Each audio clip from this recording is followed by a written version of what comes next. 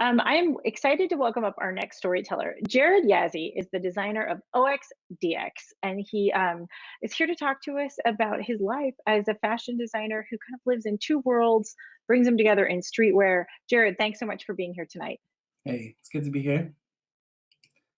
Yate, She Jared Yazzie Nishin, and she hand the Torchini Bashin Kiani E Dashiche Tohan additionally. As protocol, I've introduced myself in Navajo. It's a simple way for Navajos to greet each other and to understand, to know where your family comes from. And it's always protocol to do that. And I want to break down the clans a little bit so you can understand me as a person and also understand my work as an Indigenous fashion designer. So my clans, there's four of them. My first clan is Ashihe, and I am born for Bitterwater, Torchini. So people, Diné people, native people, they're always joking around. They would say something like, "Oh, that's why you're always so salty and bitter because you're salt and bitter water." And this is true. I think if I talk to my friends and my family, they would say that I don't let things go easily. And you could say now that saltiness and bitterness is in my blood. So I can brag that it's in my DNA that I have these traits. My third clan is Kia'ani, and I've learned that it's translated to towering house, and I've learned that it's from the Anasazi buildings and kind of the Navajo people that have lived close to those pueblos. And if I was standing in front of you telling the story, if I was on stage, you wouldn't see that I'm much of a towering person. I'm 5'9", and I would say the most towering feature about me would be my cheekbones, as you can see. Lastly, my fourth clan is Toahane. I get that from my paternal grandfather. His name's Ned Yazzie. He lived in Black Mesa, Kayenta, Arizona. And my earliest memories, I can remember traveling down these dirt res roads to visit my grandparents. And it didn't matter what time of the day you got there, they would always prepare food and they'd always make coffee. And you could sit there till 2 a.m. and just listen to them talk and laugh with each other. And my siblings and I would just watch each other from the light of the kerosene lamp.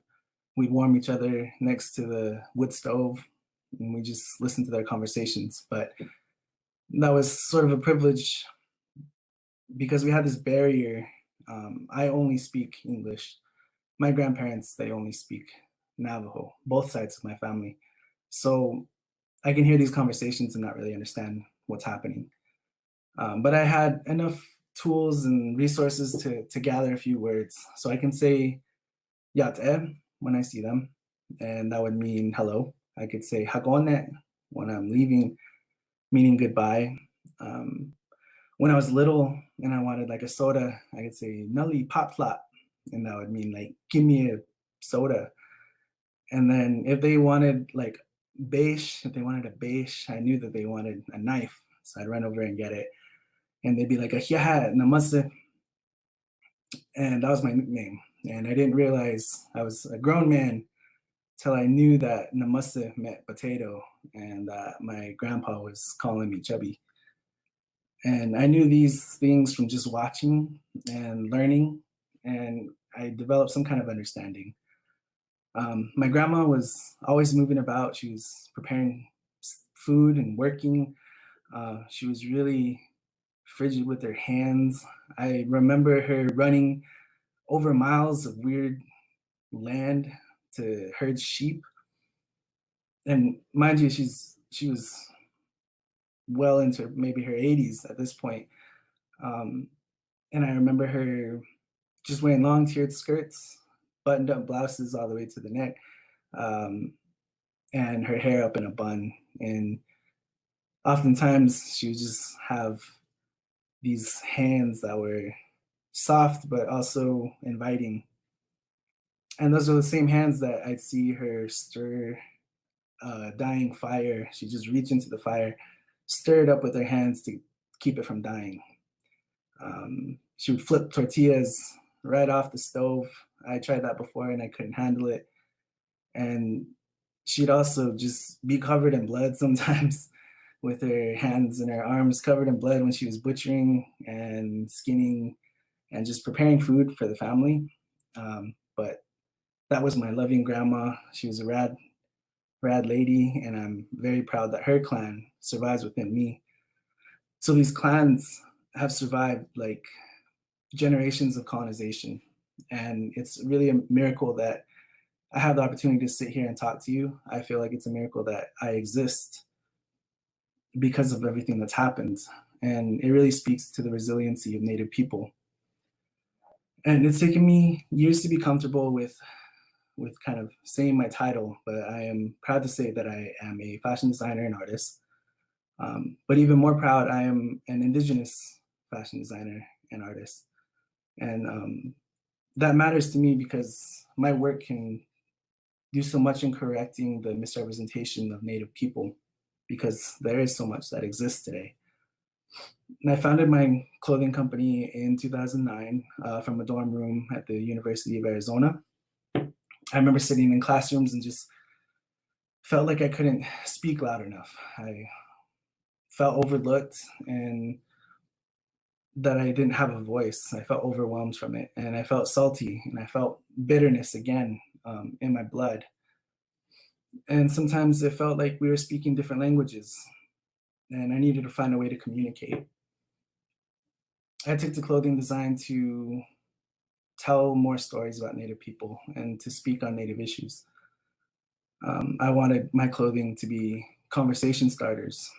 I wanted them to be statements, and I wanted it to be a shift in mindset to the popular opinion. I named my company OXDX. That's an acronym for the word overdose.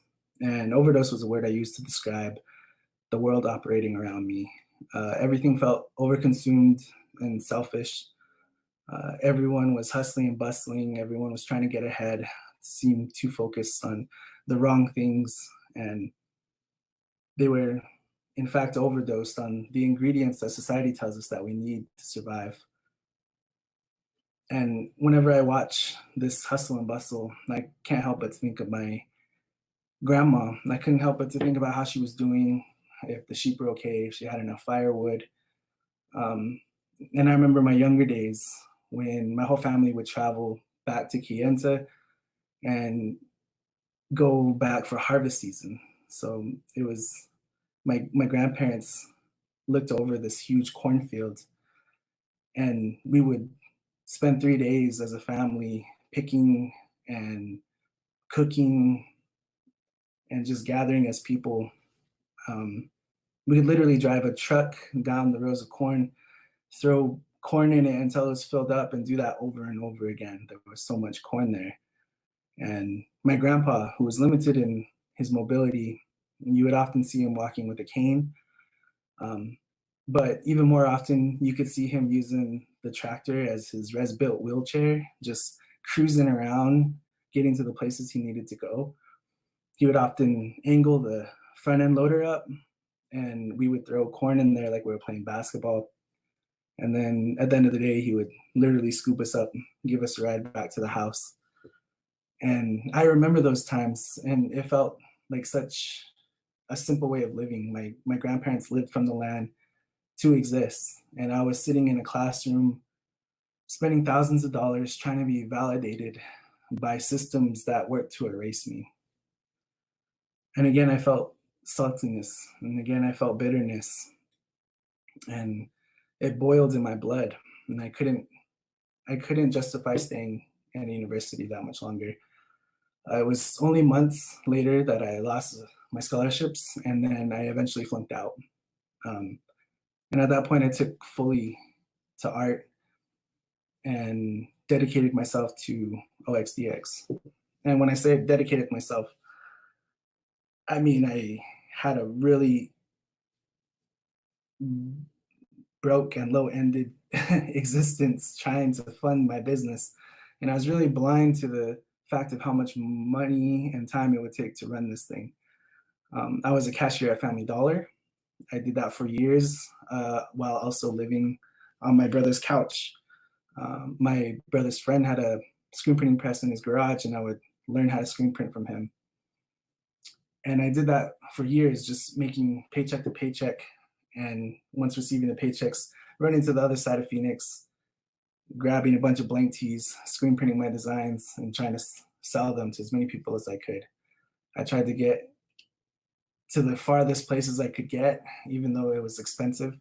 I often put myself in the position where I had to make money from these sales to make it back home. But I really lived for that kind of risk. The design to really impact my career was a simple text shirt. It was printed in white and yellow, big bold letters that read, "Native Americans discovered Columbus." I call this my Columbus tee, and it was a call of a correction of a historical lie that we are all taught as kids, that Columbus sailed the ocean blue in 1492 and discovered America. And me and my friends all knew that that was a lie. We knew that Columbus was a lost man at sea and that indigenous people saved his life and that he brought nothing to them but death and disease and genocide. The tea sparked many conversations, and some of them were good and some of them were bad. And I feel like that was the goal of the Columbus tea to begin with.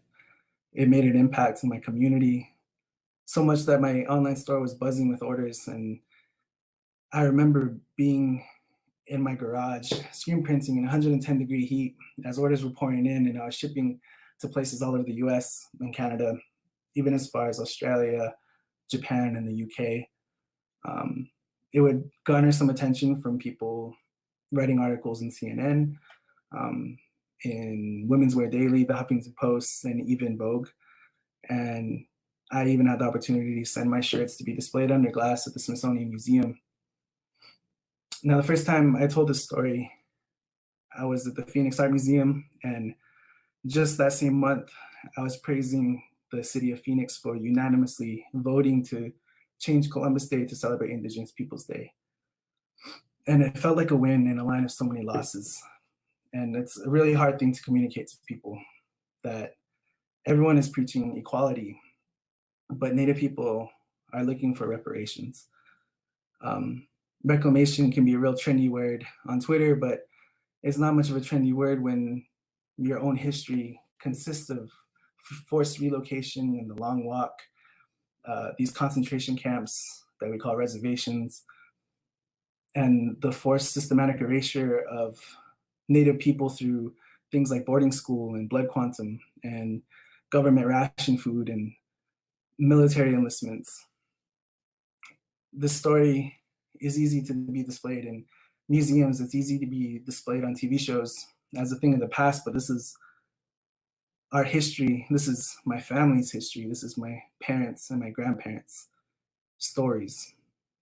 My grandparents that only speak Diné, down to myself who can barely string a sentence together in Navajo. And that's the system working as it should. That's a system that was built to erase Native people. So the question isn't about fixing a system, it's about making a new one. And the generation today, I'm proud to see them mobilizing for this type of change. I'm proud to be in a time where I was able to see thousands of natives stand together in solidarity with Standing Rock in 2016 to the announcement of the Keystone XL pipeline dying in 2020. And I can witness Indigenous people support Black Lives Matter and know that there is no Indigenous sovereignty without Black liberation. I can go my whole life minimized to a racist mascot to finally see the NFL progress by changing the name of the Washington football team from a racial slur. And the R words, I might remind you,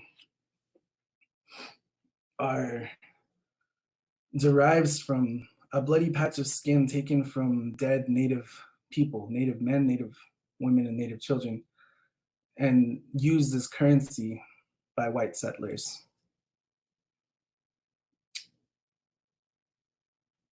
Since college, I've created designs to demand representation for Native people and to amplify Native voices. And my work was a bridge to communication to those that never understood the hardships of being an Indigenous person. I painted with patterns and designs to create these syllables of solidarity.